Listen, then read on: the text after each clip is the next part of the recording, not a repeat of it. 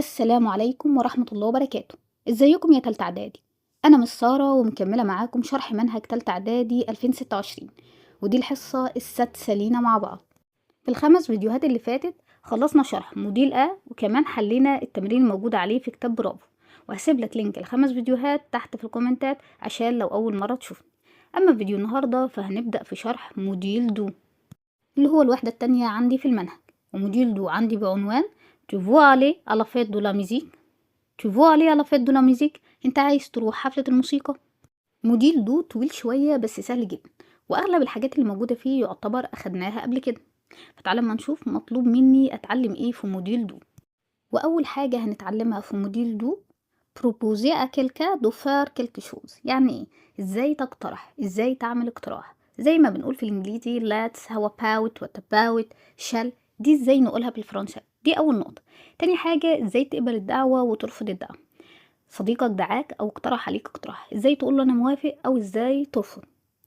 تالت حاجة عندك الحفلات والاعياد اللي عندنا في مصر وكمان اللي موجودة في فرنسا. نيجي للنقطة اللي بعد كده، ايه كمان موجود عندي؟ وسائل المواصلات. عندي وسائل مواصلات وكمان عايزة اعرف كل وسيلة مواصلات بتاخد حرف جر ايه. يعني انا عندي وسائل مواصلات وحروف الجر معاها. وعندك زمن مهم جدا وسهل جدا اسمه زمن المستقبل القريب، لو فيتور بروش. ده من اسهل الازمنة اللي ممكن تاخدها في حياتك، بيتكون من قليل مصرف زائد الفعل في الماضي. شكرا على كده. واخر حاجة عندك الاربع افعال دول، verbaler، pouvoir، vouloir، devoir. علي يذهب، pouvoir يستطيع، vouloir يريد، devoir يجب أو يلزم. وعشان نتعلم ونعرف كل اللي قلناه ده لازم نحفظ الكلمات. هنبدأ أول حاجة بالكلمات، وأول جدول عندي هو جدول الكلمات المذكرة. وأول كلمة عندي وهي عيد ميلاد، un anniversaire. un anniversaire دي لو نطقتها بالأداة. طب لو قلت من غير الأداة، anniversaire. جاتو، أجاتو، أجاتو. هدية، أكادو، أكادو. لو بصيت على كلمة كادو وكلمة جاتو، الاتنين بينتهوا بنفس المقطع، آخر 3 حروف زي بعض اللي هما بنقول عليهم بالإنجليزي EAU. تمام؟ ثبتها معاك على طول إن أي كلمة بتنتهي بالمقطع EAU عندي في المنهج بتكون مذكرة، ما عدا كلمة واحدة بس اللي هي كلمة لو، المية، هي الوحيدة المؤنثة. بوكيه ورد، بوكيه دو فلار، بوكيه دو فلار. جولة، تور، أتور، أتور. مباراة، ماتش، ماتش. زبون أو عميل، كليون، كليون اللي بنقول عليه في الإنجليزي كلاينت. رحلة، فواياج، فواياج. وسيلة، مويا، مويا، طبعا مقصود بيها وسيلة مواصلات. بالونة أو كرة كبيرة زي اللي بنلعب بيها كرة قدم أو باسكت، بالون، بالون. سائق، شوفار، شوفار، شوفار. قائد الطيارة، بيلوت، بيلوت، بيلوت. وكلمة بيلوت بتنتهي بحرف الأو، يعني تنفع قائد طيارة أو قائد الطيارة. يعني أنا لو قلت بيلوت ده الراجل، لو قلت إن بيلوت دي الست. بائع، فوندار، فوندار. مكان، ليو، ليون. مسافر، فواياجار، فواياجار.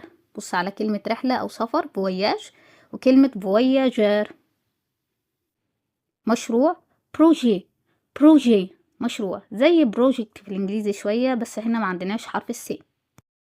ونيجي للجدول التاني وهو جدول كلمات المؤنثة. وزي ما دايما بوصيك وبوصي أولى وتانية، ممنوع منعا باتا تحفظ جدول الكلمات المذكرة وبعده جدول كلمات المؤنثة. هتحفظ الاتنين مع بعض أو ورا بعض، الاتنين هيدخلوا في بعض، وانت شغلك الأساسي ان انت تفصل بين الكلمة المذكرة وبين الكلمة المؤنثة. طب هحفظ الاتنين مع بعض ازاي؟ ما ينفعش طبعا، لازم ده يبقى ليه وقت وده يبقى ليه وقت. طب هعمل ايه يا مس؟ انت عندك جداول كتير، ممكن تحفظ جدول الكلمات المذكرة مع جدول الأفعال، تحفظ جدول الكلمات المؤنثة مع جدول متنوعات، ده في جلسة وده في جلسة. كده هتحاول تفصل في دماغك ان الاتنين يدخلوا في بعض. حفظت الاتنين مع بعض هيدخلوا في بعض، ومش هتعرف الكلمة المؤنثة من المذكرة، وهتصعب عليك الدنيا. احنا عايزين نسهل الدنيا على بعض مش نصعبها. واول كلمة عندي كلمة دعوة، une invitation، invitation، دعوة. جاي منها verb inviter يدعو. حفلة in fête بيجي منها verb fêter يحتفل. خروجة in sortie بيجي منها verb اسمه sortir يخرج. كلمة مرة اسمها une fois. لو لاحظت كلمة مرة بتنتهي بحرف الاس، واحنا عندنا قاعدة بتقول عند الجمع الكلمات اللي بتنتهي بحرف الاس عند الجمع تبقى كما هي، فقط تجمع الأداة. يعني كلمة مرة تنفع بمعنى مرة وتنفع بمعنى مرات. طب امتى تكون بمرة وامتى تكون بمعنى مرات؟ مرة لما اقول une fois. طب مرات لما اجمع الأداة واخليها des fois. واجهة محل فيترين اللي احنا بنقول عليها فاترينا. فكرة إيدي كلمة فكرة برضو من الكلمات المهمة. ليه بقى؟ كلمة فكرة كلمة مؤنثة مبدوءة بحرف الإي اللي احنا بنقول عليه الآي، ده حرف متحرك، فلو جاء معاها صفة ملكية بتاخد مو أو توم أو صم. اقتراح une proposition بيجي منه verb يقترح proposer. ونيجي للجنب التاني وأول كلمة اعتذار une excuse قبول une acceptation بيجي من acceptation verb يقبل accepter يبقى acceptation قبول verb يقبل accepter. شمعة احتفالات يبقى شمعة une bougie. بائعة لسه واخدين فوق بائع كان افوندر، بائعة بقى une vendeuse. ليلة une nuit. زيارة une visite بيجي منها verb يزور visiter زيارة visiter يزور. حقيبة سفر شنطة السفر une valise. ونيجي للجدول الثالث وده جدول الأماكن، جدول خاص بالأماكن. وأول مكان عندي السينما، لو سينما ممكن اختصرها بسيني. مطعم لو ريستورون. النادي لو كلاب. التلاتة دول يعتبر كتابتهم زي الإنجليزي بالظبط بس الاختلاف في النطق. السوق لو مارشي. لو نزلت شوية هتلاقي كلمة السوبر ماركت لو سوبر مارشي. محل مجازة. كلمة مجازة محل مش مجلة، مجازة. الاستاد لو ستاد. السوبر ماركت لو سوبر مارشي. مكتب السياحة كلمة مكتب اسمها بيرو. سياحة توريسم يبقى لو بيرو دو توريسم. محطة الركاب لو ترمينال. منتزه عام حديقة عامة يعني لو بارك. مستشفى انوبيتال. فندق اوتيل. محطة التوقف لوسيلة مواصلات الموقف اسمه ايه؟ الري. مطار ليروبور. مدرسة إيكول. محطة القطر اسمها جار. أما محطة الأتوبيس أو موقف الأتوبيس اسمه إنجار روتيار. يبقى جار لوحدها دي محطة القطار، لكن جار روتيار ده موقف الأتوبيسات أو محطة الأتوبيس. شاطئ بلاج. أما محطة المترو بقى اسمها استاسيو دو مترو. استاسيو اللي هي عاملة زي ستيشن في الإنجليزي، استاسيو دو مترو. نقولهم تاني. محطة قطر اسمها إنجار. موقف الأتوبيسات أو محطة الأتوبيسات إنجار روتيار. أما محطة المترو استاسيو دو مترو. الريف كومباني. حرف الجي لما يجي بعده حرف الان مش بيتنطق، فبنقول كومباني مش كومباجن. بحر لامار. ونيجي للجدول الرابع وده جدول الأفعال. أول فيرب عندي فيرب بروبوزي يقترح. يدعو inviter inviter. يوافق يقبل الدعوة accepter. accepter. يرفض refuser. refuser. يبرر بقى، يذكر لنا السبب. يعني انا مش موافق اجي معاك، او مش موافق على الدعوة بتاعتك، ايه السبب بقى؟ ببرر لك. justifier. justifier. يركب او يصعد monter. monter عكسها ينزل، فيرب ينزل اسمه descendre. يأتي venir. venir. يعرف savoir. savoir. يريد vouloir. vouloir. يظل أو يبقى rester. rester. يناقش discuter. discuter. هننتقل للجنب التاني وبعدين نرجع لشوية لتحت. فيرب يحتفل fêter. fêter. يحضر يجيب حاجة معاه يعني apporter. apporter. يفتح ouvrir. ouvrir. يحدث، بص معايا وركز في الفيرب ده، سو باسي. سو باسي ده فعل مجموعة أولى وذو ضميرين، بمعنى إيه؟ بمعنى يحدث. لو شلت السو اداني فيرب باسي. باسي لوحده بمعنى إيه؟ ليه معاني كتير، بمعنى يمر، بمعنى يمرر أو يناول أو يقضي أو يجتاز. يبقى سو باسي يحدث، لكن لو باسي بس بمعنى يقضي أو يمر أو يمرر أو يناول أو يجتاز. يقدم أو يعرض offrir. offrir. يساعد aider. aider. ينتظر attendre. attendre. يرى voir. voir. يقول dire. dire. يعرف connaître. connaître. يدرس أو يذاكر étudier. étudier. نرجع للجنب الأولاني التاني. يذهب aller. aller. يجب devoir.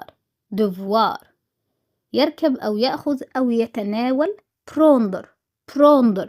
يستطيع، اللي هو بيساوي كام في الإنجليش؟ pouvoir. pouvoir. يدرس étudier. étudier. يعمل travailler. travailler. verb travailler ده من الأفعال المهمة. بيجي على بالنا ان travailler طالما بمعنى يعمل اقول انا اعمل طبيب، لا غلط. verb travailler بيجي بعده مكان العمل، مش بيجي بعده الوظيفة اللي انا بشتغلها، لا بيجي بعده المكان اللي انا بشتغل فيه. يعني مثلا انا دكتور اقول جو travaille، انا بعمل dans l'hôpital في المستشفى، لكن ما اقولش انا اعمل دكتور، لا. travailler زائد مكان العمل. يسافر voyager. voyager. يمر أو يقضي أو يناول أو يجتاز، ده اللي كنت بقولك عليه فوق. باسي. باسي. يأتي venir. venir. ونيجي لآخر جدول وهو جدول متنوعات. متنوعات يعني فيه صفات، ظروف، حروف جر، تعبيرات. أول حاجة عندي سريع. سريع يعني ربيد. ربيد. وربيد بتنتهي بحرف الأو، يعني تنفع مذكر وتنفع مؤنث. ملون كولوري. كولوري. كولوري لو جيت أنسها أحط لها كمان حرف الأو. جميل جولي. جولي. مشغول اوكوبي. اوكوبي. عكسها فاضي أو غير مشغول libre. libre. آسف désolé. désolé. ممكن possible. possible. عكسها مستحيل أو غير ممكن impossible. impossible. عند شيء. شيء ده حرف جر. مريض malade. malade تنفع مريض وتنفع مريضة. بكل سرور avec plaisir. avec plaisir. صوت يدل على الضجر اللي احنا بنقول عليها اوف، اسمه ايه بقى؟ باف. باف. فار دو جوجينج. فار دو جوجينج. يمارس المشي السريع. ايه هو المشي السريع؟ اللي هي المشي اللي بتبقى نص جارية دي. يتسوق او يعمل مشتريات فار لي كورس. فار لي كورس. محدش بعد كده يقول لي فار لي كورس يعني ياخد كورسات، ملهاش علاقة. فار لي كورس على بعضيها يعني يتسوق، يروح يشتري شوية طلبات. فار دو كومبينج. كومبينج يعني يخيم، تخييم أو التعسكر، معسكرات يعني. فردوسكات. فردوسكات يمارس رياضة التزلج على لوح عجل. يتسوق عندنا في الإنجليزي اسمها شوبينج، عندنا فردو شوبينج. شوبينج. يركب حصان أو يصعد على ظهر حصان، احنا لسه واخدين فيرب يصعد يعني مونتي. حصان بقى شوفال، يبقى مونتي أشوفال. مونتي أشوفال. مونتي أشوفال. دي على بعضيها بتساوي رياضة اسمها إيكيتاسيون. إيكيتاسيون. إيكيتاسيون يعني الفروسية. عند مخرج على سورتيدو، على سورتيدو. ربما بوتاتر، بوتاتر. ماشي الحال أو اتفقنا. سمارش، سمارش. هذا لا يهمني، ده ما يهمنيش. سنمديريا، سنمديريا. وأخيرا خلصنا الكلمات. هننتقل للجزئية اللي بعد كده وهي أسماء وسائل المواصلات وحروف الجر مع وسائل المواصلات. نبدأ أول حاجة بأسماء وسائل المواصلات. احنا اتفقنا إن كلمة وسيلة اسمها موية. وسيلة مواصلات بقى اسمها ايه؟ مويا دو ترانسبور، مويا دو ترانسبور. وأول وسيلة مواصلات عندي وهي التاكسي. التاكسي، التاكسي. عربية إن فواتير، فواتير. أتوبيس ممكن أقول أن أتوبيس أو أقول أبيس، بيس أو أتوبيس. المترو أمترو، أمترو. الترام أتراموي، تراموي. ممكن أقول ترام بس. الفسبة أو المكنة اللي هي بيتقال عليها بطة دي اسمها ايه بقى؟ اسكوتار، سكوتار، سكوتار. لكن الموتوسيكل إيموتو، إيموتو. العجلة أفيلو، فيلو. لو لاحظت مفيش غير 2 بس المؤنث عندي، موتو موتوسيكل، وفواتير عربية. القطر أترا، أترا. حافلة اللي هي الأتوبيسات الكبيرة اللي بنسافر بيها دي، أنوتوكار، أنوتوكار. طيارة أنافيون، أنافيون. كلمة طيارة مذكر مش مؤنث. احنا قلنا ما عندناش غير بس 2 مؤنث، إن موتو موتوسيكل، إن فواتير عربية. سفينة أو مركب أباتون، أباتون. وجايب لي ملاحظات. وأول ملحوظة: عند التنقل بين المدن والقيام بالرحلات نستخدم. عشان نتنقل من مدينة لمدينة أو مثلا طالعين رحلة، يعني مثلا أنا مكاني بعيد عن اسكندرية، لو أنا عايزة أروح أصيف في اسكندرية هركب إيه؟ أول حاجة ممكن أركب قطر لو ترام، أو لو بالعربية بتاعتي الشخصية لا فواتير، أو لو في أتوبيس رايح اسكندرية هركب فيه اللي هو لوتوكار. تمام. طب مثلا رايحين الغردقة بنحجز في الأتوبيسات اللي هي بتروح الرحلات اللي هي لوتوكار. يبقى احنا عشان نتنقل من مدينة لمدينة أو نعمل رحلات في الدولة بتاعتنا بنركب ايه؟ إما القطار لوتوكار اللي هي الحافلات الأتوبيسات الكبيرة، أو الفواتير اللي هي عربيتنا الشخصية. تاني حاجة: عند التنقل داخل المدينة، أنا مثلا من القاهرة هتنقل في القاهرة بإيه؟ ممكن أركب إيه؟ أول حاجة المترو لو مترو، التاكسي لو تاكسي، الأتوبيسات اللي هي الأتوبيسات العامة لو بيس، العربية بتاعتي لو أنا عندي عربية لا فواتير، العجلة لو فيلو، الموتوسيكل موتو، الفسبة أو الموتوسيكل ده اللي هو لو سكوتر. تمام. طب لو عايزة أسافر لتاني دولة، عايزة أروح مثلا فرنسا، هركب إيه؟ هركب موتوسيكل أو عربية؟ طبعا لأ، إما سفينة أو طيارة. سفينة اللي هي باتو، طيارة أفيون. وبيقول لي هنا انتبه، انتبه بقى لإيه؟ بيقول لي تستخدم الأدوات اللي قدامي دي للتنقل في الأماكن القريبة. إيه الأماكن القريبة؟ يعني مثلا ماما بعتاني السوبر ماركت اللي جنب البيت أجيب لها طلب بسرعة واجي، رايح مثلا على آخر الشارع، دي أماكن قريبة.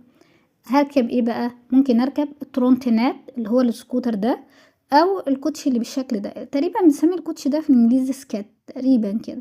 اسمه إيه بقى بالفرنساوي؟ دي رولار، رولار. طب والسكوتر؟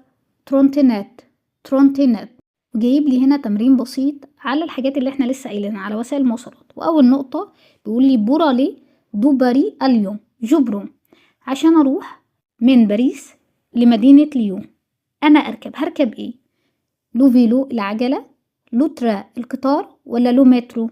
اول حاجة باريس دي مدينة وليو دي مدينة، يبقى انا بتنقل من مدينة لمدينة. عشان اتنقل من مدينة لمدينة هركب ايه؟ طبعا القطار لو ترا. 2 بور سو ديبلاسي ا باري جبرون. فيرب سو ديبلاسي يعني يتنقل. عشان اتنقل في باريس هركب ايه؟ لو باتو المركب، لافيو الطائرة، لو مترو طبعا المترو. 3 بور فواياجي اون فرانس جبرون. عشان اسافر فرنسا هركب ايه؟ لافيو طائرة، لو بيس الاتوبيس، لا موتو الموتوسيكل طبعا هركب لافيو الطائرة. 4 بور عليا ليكول عشان اروح المدرسة جبرو هركب ايه؟ لو باتو المركب، لافيون الطائرة، لو فيلو العجلة طبعا لو فيلو العجلة. 5 بور عليو كلاب عشان اروح النادي جو برون أنا بركب إيه عشان تروح النادي؟ لافيون الطائرة، كأن الطائرة مركونة قدام بيتنا، ولا الترونتينات ولا لو باتو المركب؟ طبعا هركب الترونتينات. وننتقل للجزئية اللي بعد كده وهي الأماكن ووسائل المواصلات. يعني باخد كل وسيلة مواصلات منين، الأتوبيس بركبه منين، المترو منين، القطر منين، وهكذا. أول حاجة بور بروندر، تأخذ إيه؟ لكي أخذ الأتوبيس هاخده منين؟ من موقف الأتوبيسات اسمه الريتوبيس. الريتوبيس ماشي. طب الأوتوكار اللي هو الأتوبيس الكبير بتاع الرحلات هاخده منين؟ على جار روتيار. طب القطر لوترا، من الجار، من محطة القطار. طب المترو من ستاسيو دو مترو، من محطة المترو. طب الترام من محطة الترام ستاسيو دو ترام. طب الباتو المركب منين؟ من البور، أوبور اللي هي المينا، أوبور. طب لافيو الطائرة من الإيروبور، من المطار. بس كده. وجايب لي تمرين صغير على الجزئية دي. أول نقطة بور بروندر لو مترو، عشان ناخد المترو أنفا هنذهب ليه؟ للبور ولا الاستاسيو ولا الجار؟ طبعا الاستاسيون. 2 بور بروندر لو بيس، عشان ناخد الأتوبيس هنروح فين؟ للجار ولا الريت ولا الإيروبور؟ طبعا الريت. 5 جوفي على جار روتيار بور بروندر، بروح الجار روتيار ليه بقى؟ عشان اخد ايه؟ لوتوكار. اخر نقطة جوفي او بور بروندر، بروح المينا عشان اخد ايه؟ طبعا هاخد لوباتو المركب. والنقطة اللي بعد كده عندي وهي حروف الجر مع وسائل المواصلات. ركز معايا، مش هنقرأ اللي في الكتاب دلوقتي، هشرح الأول وبعدين نقرأ اللي في الكتاب. بص يا سيدي، احنا هنقسم وسائل المواصلات لنوعين: وسائل مواصلات نركب داخلها، بنركب جواها، ووسائل مواصلات نركب عليها، بنركب فوقها. طب اللي بنركب داخلها زي ايه؟ زي العربية، زي التاكسي، زي الأتوبيس، زي المترو، زي القطار، دي بنركب داخلها جواها. طب اللي بنركب عليها زي العجلة والموتوسيكل، دول بنركب عليهم. طيب دول بياخدوا حروف جر ايه؟ ركز كده معايا، احنا برضو بنرجع نقسم تقسيمة تانية. لو وسيلة المواصلات مسبوقة بمحدد اللي هي بأداة ليها حرف جر، لو كانت غير مسبوقة بمحدد ليها حرف جر. تعالى بقى اما نبدأ نقرأ. أول حاجة حرف الجر on، اللي انتوا بتقولوا عليه on بس هو اسمه on. يسبق بيجي قبل ايه بقى؟ بيجي قبل وسيلة مواصلات نركب داخلها غير مسبوقة بمحدد، شرط أساسي غير مسبوقة بمحدد. يبقى القرن ده زائد وسيلة مواصلات نركب داخلها غير مسبوقة بمحدد. زي ايه؟ اون بيس. قلت اون لو بيس ولا اون بيس على طول؟ اون بيس كده غير مسبوقة بمحدد. اون بيس، اون افيون، اون كار، اون مترو، اون باتون، اون تراموي، اون ترا، اون فواتير. وبيديني مثال il se déplace en voiture، هو يتنقل بالعربية. طب تاني حاجة بقى، بيقول لي وسائل التنقل اللي هي الأدوات اللي احنا قلنا عليها، الاسكات والرولير، مالهم؟ برضو بياخدوا حرف الجر أم. زي جو في أو ليسي أو رولير، بروح المدرسة بالرولير. تاني حرف جر عندي حرف الجر بيجي بعده ايه؟ زائد وسيلة مواصلات نركب عليها غير مسبوقة بمحدد. حرف الجر زائد وسيلة مواصلات نركب عليها غير مسبوقة بمحدد. زي ايه؟ افيلو بالعجلة، او ابسكلات، ما كلمة بسكلات يعني عجلة برضو، يبقى افيلو او ابسكلات. موتو موتوسيكل، اسكوتر برضو الفسبة اللي هي زي الموتوسيكل، يبقى الموتوسيكل والعجلة. افيلو، بسكلات، موتو، اسكوتر. بياخدوا حرف الجر ايه؟ زائد وسيلة مواصلات غير مسبوقة بمحدد. زي il se déplace à vélo، هو يتنقل بالعجلة. أو il va au travail à moto، هو بيروح شغله بالموتوسيكل. بيقول لي كلمة بي يعني قدم. لما أقول أبي يعني على الأقدام، أقول أنا بروح المدرسة بتاعتي على الأقدام، مدرسته قريبة فعشان كده بروح على رجلي على الأقدام. اسمها إيه بقى؟ جو في أو ليسي أبي. يبقى أنا عندي كده 5 حاجات بياخدوا حرف الجر أفيلو، أبسكلات، أموتو، اسكوتر، ابيي. شوف راجع بقى هنا يقولك ايه؟ بيقولك انتبه بقى لايه؟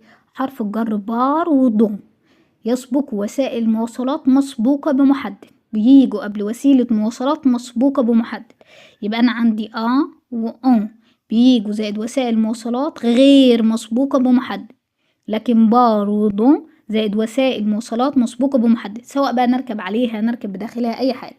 طب أنا عايزة أعرف يعني إيه المحدد يا مس؟ أنت عمالة تقولي لي محدد معرفش يعني محدد. المحدد 4 حاجات: أداة نكرة ان اون دي، أداة معرفة لو لا اللي أبوستروف لي، صفة إشارة سو سات سي، صفة ملكية ماما مي طنطا تي صمصة سي نوترو نو فوترو فو لار ليرافيك اس. هما دول المحددات. جايب لك بقى أمثلة: جوفي أو ليسي أذهب إلى المدرسة. بص عندك كده بار لو بيس، مالكش بار بيس، لا بار لو بيس. محدد ولا مش محدد؟ عندك أداة معرفة اهي محدد. 2 جو مونت دون ما فواتير، أنا بصعد أو بركب سيارتي. جو مونت دون ما فواتير، ما قاليش دون فواتير في العربية، لا قال دون ما فواتير. هي الماضي ايه؟ محدد ولا مش محدد؟ محدد. نوعها ايه؟ صفات ملكية. طب 2 بقى جايب لي ملحوظة تانية بتقول لي لا تسبق وسائل المواصلات بحرف جر مع فيرب بروندر، وإنما تسبق بمحدد. يعني ايه؟ يعني قصدي يقول لك ان فيرب بروندر بيجي بعده وسيلة مواصلات مسبوقة بمحدد وليس حرف جر. ومش هو لوحده، كمان في أفعال تانية برضو بتاخد مع وسائل مواصلات محدد وليس حرف جر. اكتب معايا: أفعال الميل والرغبة: ايمي، ادوري، بريفيري، ديتستي. وعندك فعلين كمان، فيرب اسمه utiliser يستخدم، وفيرب التندر ينتظر. يبقى أنا عندي 7 أفعال بياخدوا مع وسائل مواصلات محدد وليس حرف جر. ايه هما؟ بروندر، التندر، utiliser، ايمي، ادوري، بريفيري، ديتستي. مرة كمان: بروندر، التندر، utiliser، ايمي، ادوري، بريفيري، ديتستي، زائد وسيلة مواصلات مسبوقة بمحدد وليس حرف جر. مديني هنا تمرين، تعالى بقى نشوف فهمنا ولا لا. أول نقطة: مامير فا أو مارشي نقط تاكسي. ماما بتروح السوق بالتاكسي. ماشي، تاكسي ده وسيلة مواصلات مسبوقة بمحدد ولا غير مسبوقة؟ غير مسبوقة. طب نركب داخلها ولا نركب عليها؟ داخلها. ايه اللي يجي قبل وسيلة مواصلات نركب بداخلها غير مسبوقة بمحدد؟ ايه؟ يبقى تانية. 2 il va au lycée، هو يذهب إلى المدرسة. نقط بي، أول ما تلاقي بي اعرف إن أنت تختار أبي على الأقدام. 3 mon oncle va à son travail، عمي بيروح شغله. ازاي؟ نقط موتو، الموتوسيكل. الموتوسيكل هنا مسبوق بمحدد ولا غير مسبوق؟ غير مسبوق. طب الموتوسيكل وسيلة مواصلات نركب عليها ولا داخلها؟ عليها. اللي يجي قبل وسيلة مواصلات نركب عليها غير مسبوقة بمحدد. حرف الجر ايه؟ حرف الجر اللي هو الأول. 4 اونيم فواياجي الوترونجي، بحب أسافر للخارج. نقط افيون، عايز يقولي بالطائرة. الطائرة دي وسيلة مواصلات نركب عليها ولا داخلها؟ داخلها، غير مسبوقة بمحدد. تاخد ايه؟ تاخد يبقى اون افيون. 5 جام مو برومني نقط رولار. انا عندي هنا فعلين في الجمله: فيرب ايمي يا مس اللي انت لسه قايله لي ان هو ما بياخدش حرف جر، بياخد محدد. وعندي فيرب سوبروميني اللي هو يتنزه. هختار بقى حرف جر ولا من غير حرف جر؟ بص معايا كده، لما يكون عندك فعلين في الجمله وعايز تحل بتعمل ايه؟ نتبع الفعل الاقرب للنقط. الفعل اللي جنب النقط هو اللي بناخد على اساسه الاداه. هنا فيرب سوبروميني يتنزه هياخد حرف جر. رولار بتاخد حرف جر ايه؟ يبقى اون رولار. 6 نوصلوا على بلاج نقط كار، بنروح للشط بالكار. كار هنا مسبوقة بمحدد ولا غير مسبوقة؟ غير مسبوقة. نركب بداخلها ولا عليها؟ نركب بداخلها. وسيلة مواصلات نركب بداخلها غير مسبوقة بمحدد. تاخد حرف الجر ايه؟ حرف الجر 6 ميكوبا ايم سود بلسي نقط فيلو. هتقولي لي يا مس برضو عندي ايمي وسود بلسي. انا قلت لك فوق نتبع الفعل الاقرب للنقط. مين الاقرب للنقط؟ سود بلسي هو اللي جنب النقط، بياخد حرف جر.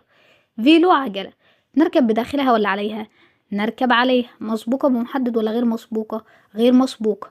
ايه اللي يجي مع وسيلة مواصلات نركب عليها غير مسبوقة بمحدد؟ حرف الجر ايه؟ حرف الجر 8 بابا برو نقط فواتير بورا لي أوليسي، بابا بياخد العربية عشان يروح المدرسة. كلمة فواتير عربية، وسيلة مواصلات نركب بداخلها ولا عليها؟ نركب داخلها. مسبوقة بمحدد ولا غير مسبوقة؟ غير مسبوق. ناخد حرف الجر ايه؟ طبعا كل اللي انت بتقوله ده غلط. احنا مش محتاجين اصلا حرف جر. ليه؟ انا عندي فيرب بروندر، وانا قلت لك بروندر زائد وسيله مواصلات مسبوقه بمحدد. ايه المحدد اللي عندك؟ اون ولا ولا اداه المعرفه لا؟ طبعا اداه المعرفه لا، لا فواتير. خد بالك وانت بتحل. 9 جو فواياج أليكس، مقصود ان هو بيسافر الاسكندرية. نقط لوبيس. هنا الأتوبيس وسيلة مواصلات نركب بداخلها ولا عليها؟ داخلها. مسبوقة بمحدد ولا غير مسبوقة؟ مسبوقة، اللي هو أداة المعرفة له. تاخد ايه بقى؟ تاخد بار، يبقى بار لوبيس. 10 أونفيل في المدينة. أون سوبرومين بنتنزه. نقط لا ترونتينات، بالترونتينات. هقول ايه بقى؟ بار لا ترونتينات. ليه؟ مسبوقة بمحدد، يبقى تاخد بار. 11 سيسيل فاليكول، سيسيل بتروح المدرسة. نقط سكوتار، أنا عندي سكوتير وسيلة مواصلات بركب عليها وهنا غير مسبوقة بمحدد. تاخد ايه؟ تاخد سكوتار. وبس كده. وبكده يكون انتهى الفيديو بتاعنا النهاردة. أتمنى تكونوا استفدتوا معايا وفهمتوا كويس. ولو عجبك الفيديو ما تنساش تعمل لايك واشتراك للقناة، وأي سؤال أو استفسار اكتبهولي تحت في الكومنتات أو بعتهولي في جروب التليجرام. اشوفكم في فيديو تاني جديد إن شاء الله. أوريفوار.